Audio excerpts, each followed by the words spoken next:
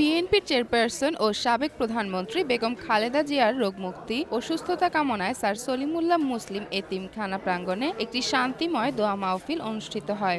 অনুষ্ঠানটি আয়োজন করেন ঢাকা মহানগর দক্ষিণ বিএনপির যুগ্ম আহ্বায়ক হাজী মোহাম্মদ মনির হোসেন।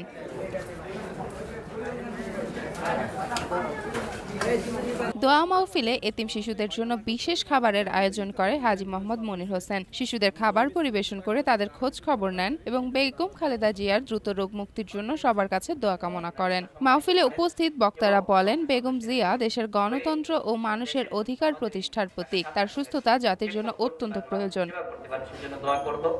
এরপরে গত কয়েকদিন আগেও আমি তোমাদেরকে নিয়ে দোয়া করেছিলাম।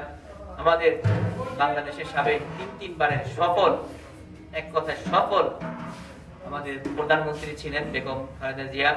বর্তমানে অনেক অসুস্থ, বয়সও হয়েছে ওনার।